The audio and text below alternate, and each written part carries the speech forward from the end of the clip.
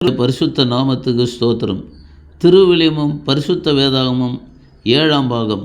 ஒரே மேய்ப்பன் ஒரே மந்தை சபைக்காக உங்கள் சகோதரன் ஆரோக்கியதாஸ். ஏசாயா 34:16 வசனத்தை நாம் வாசிக்கலாம். இன்றைக்கு நாம் இந்த ஆண்டவரின் ஏட்டுச் சுருள், அப்புறம் பரிசுத்த வேதாகமத்துக்கு கர்த்தருடைய புஸ்தகம் என்ற பெயர் தான் பொருத்தமானது, சரியானது. நேற்று ஒரு கொஞ்சம் தெளிவில்லாமல் பார்த்தோம். இன்றைக்கி நாம் அதை தெளிவோடு, அதை வசன ஆதாரத்தோடு நாம் பார்க்கலாம். வசன ஆதாரம் இதுதான், இதனுடைய பெயர், இது ஒருவருக்கு தான் சொந்தது. இது ஏன்னு கேட்டிங்கன்னா, கல்விமான்களும் வேத ஞானிகள், இந்திய வேதாகம சங்கம், இன்னும் யாரெல்லாம் இந்த புஸ்தகத்துக்கு பெயர் வைத்தாங்களோ, இப்போ இதை குறிப்பாக எடுத்து இந்த ஊழியத்தை செய்து கொண்டிருக்கிறாங்களோ, அவர்கள் யாவருக்கும், சகோதரர்கள் யாவருக்கும், இந்த வீடியோ பார்க்கிற யாவருக்கும் ஆண்டவராகிய இயேசு கிறிஸ்துவின் நாமத்தில் என் பணிவான வணக்கத்தை இயேசு கிறிஸ்துவின் நாமத்தில் தெரிவித்து கொண்டு, இந்த கருத்துக்களை நான் இயேசு கிறிஸ்துவின் நாமத்தில் இந்த வீடியோவில் பதிவு செய்கிறேன். கர்த்தருக்கு மகிமை உண்டாவதாக. இந்த பெயரை ஏன் திருவிலியம் பரிசுத்த வேதாகம் என்ற பெயரை ஏன் நீக்க வேண்டும் அப்படின்றதுக்கு நான் வசனத்தோடு ஆதாரமாக நான் இதை சொல்லுகிறேன். ஏன்னா இது கர்த்தரும் தீர்க்கதரிசிகளும் ஒன்றா சேர்ந்து ஆலோசனை பண்ணி எழுதின மாதிரி அவங்க பெயர் வச்சுருக்கிறாங்க. கர்த்தரும் தீர்க்கதரிசிகளும் சேர்ந்து பேசி ஏதோ மீட்டிங் போட்டு உட்காந்து பேசி எழுதினது போல் பெயர் இதுக்கு சூட்டப்பட்டிருக்கிறது கிடையாது. கர்த்தர் இதை சொல்லுகிறார், ஒருத்தர் தான் இதை சொல்லுகிறார். கர்த்தருடைய, இங்கே பாருங்கள், திருவிலியத்தில் ஆண்டவரின் ஏட்டுச் சுருளை ஆய்ந்து படியுங்கள். இதான் தேவன் வச்ச பெயர். எதுவுமே தனித்து விடப்படுவதில்லை, துணையின்றி எதுவும் இருப்பதில்லை. ஏனெனில் ஆண்டவரின் வாய்மொழிந்த கட்டளை இது, அவரது ஆவிதான் இவற்றை ஒருங்கிணைத்தது என்று திருவிலியத்தில் பாருங்கள். ஒருத்தர் 40 பேருக்கு மேலே பேசியிருந்தால் கூட பேசினது என்னுடைய வாய் என்று சொல்லுகிறார். 40 பேருக்கு மேலே இதுக்காக பிரயாசப்பட்டிருந்தால் கூட என்னுடைய ஆவி தான் இதை ஒருங்கிணைத்தது என்று சொல்லுகிறார். அவருடைய வாய், அவருடைய ஆவி, ஆண்டவரின் ஏற்றுச்சூழல் நம்முடைய கைகளிலே வந்திருக்கிறது என்று ஒருவரை தான்.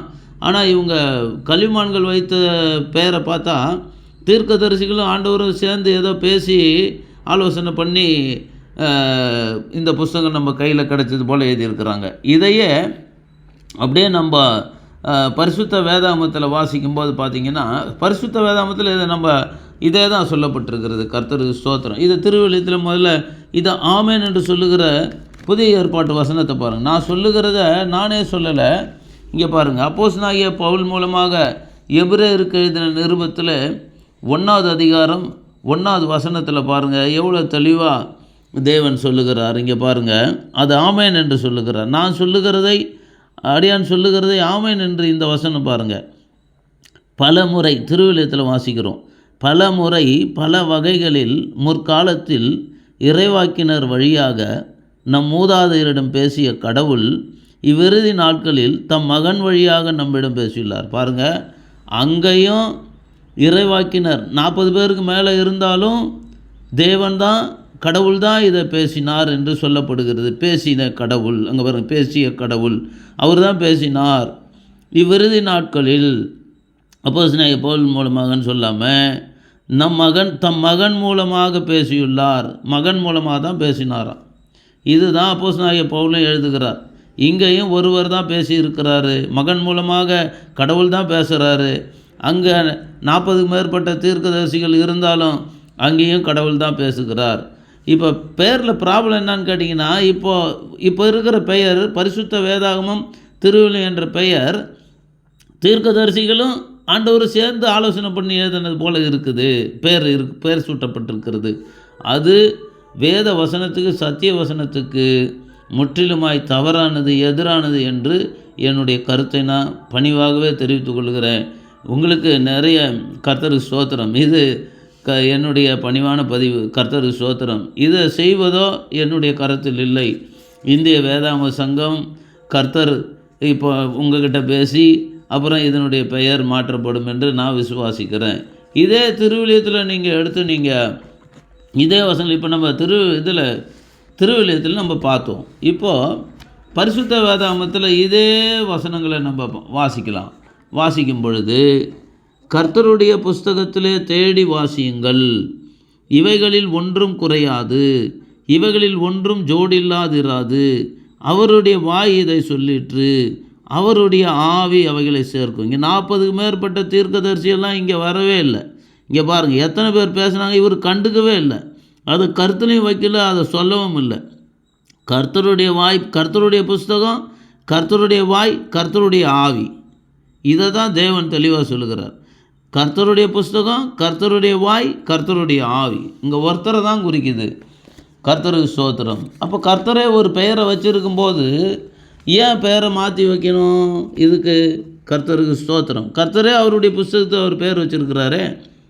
இங்கே ஆமேன் என்று பாருங்கள், எபிரேயர் 1வது அதிகாரம் 1வதுல, இதே பரிசுத்த வேதாகமத்திலையும் பூர்வ காலங்களில் பங்கு பங்காகவும் வகை வகையாகவும் தீர்க்கதரிசிகள் மூலமாய் பிதாக்களுக்கு திருவுளம் பற்றின தேவன். அவங்க பாருங்கள், அதே தான், தீர்க்கதரிசிகள் மூலமாய் பிதாக்களிடத்தில் தேவன் தான் திருவுளம் பற்றினார். 40 பேராக இருந்தால் கூட சரி, அந்தந்த பல காலங்களில் அவங்க வாழ்ந்த காலமாக இருந்தாலும் சரி, பேசினவர் தேவன். அதனால தான் இது வேதம் அதிசயமான வேதம். அவங்க எந்த காலத்தில் அவங்க பேசியிருந்தாலும் அங்கங்கே ஜோடு இருக்கும் பாருங்கள், அவ்வளோ அருமையாக இருக்கும். ஏன் இதை நம்ம தெளிவாக சொல்கிறோம்னா, இது வேறு பேரே தப்பாக வைக்கப்பட்டிருக்கிறது. எதை வச்சு சொல்கிறேன்? இந்த கடைசி நாட்களில் குமாரன் மூலமாய் நமக்கு திருவுளம் பற்றினார், 2வது வசனம். இங்கே ஒருவரை தான் குறிக்குது. தீர்க்கதரிசிகளும் ஆண்டவரும் சேர்ந்து மீட்டிங் போட்டு இன்றைக்கி இருக்கிற படிப்பாளிங்க கல்விமான்கள் என்ன நினைக்கிறாங்கன்னு கேட்டிங்கன்னா, இன்றைக்கி ஒரு 40-50 பேர் சேர்ந்து ஒன்றா உக்காந்து ஒரு கருத்தை ஆலோசித்து அதை முடிவு பண்ணி ஒரு தீர்மானம் பண்ணி அதை தேவ சமூகத்தில் இதான் சரின்னு ஆலோசனை பண்ணி எடுத்து தேவன் நீங்கள் எதை பண்ணாலும் ஆமேன் என்று தான் சொல்லுவார். ஆனால் இப்போ அதே மாதிரி நினச்சிக்கினாங்க, தேவனும் தீர்க்கதரிசிகளும் உக்காந்து எதை மீட்டிங்கில் பேசி அப்படி தான் இதுக்கு பெயர் வைக்கப்பட்டிருக்கிறது. கூட்டமைப்பு, புஸ்தகங்களின் கூட்டமைப்பு அப்படின்னு சொல்லிட்டு. இதை அவங்க இந்த வசனத்தின் அடிப்படையில் பார்த்திங்கன்னா, இது ஒரே ஒருவருக்கு தான் இந்த புஸ்தகம் முற்றிலுமாய் சொந்தமாக இருக்கிறது. இதில் எழுதுனவங்க யார் என்பதை பரிசுத்த ஆவியானவர் அலட்சியப்படுத்துகிறார் என்று நான் தெளிவாக என்னுடைய கருத்தை பதிவு செய்கிறேன். இதை எழுதினவங்க தீர்க்கதரிசிங்கள்லாம் தேவன் அலட்சியப்படுத்துகிறார். தேவனுக்கு மகிமை உண்டாவதாக. இது என்னுடைய பணிவான கருத்து. வாசிக்கிறவங்க, இதை செய்ய போகிறவங்க எல்லாருக்கும் என்னுடைய பணிவான வணக்கம் இயேசு கிறிஸ்துவின் நாமத்தில்.